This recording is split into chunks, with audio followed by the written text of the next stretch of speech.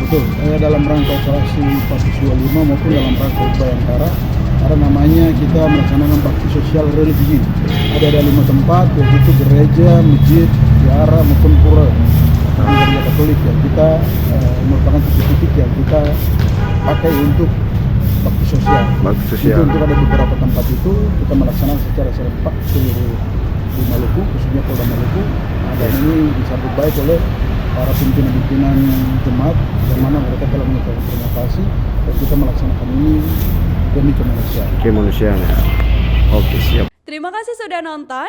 Jangan lupa like, subscribe, dan share ya.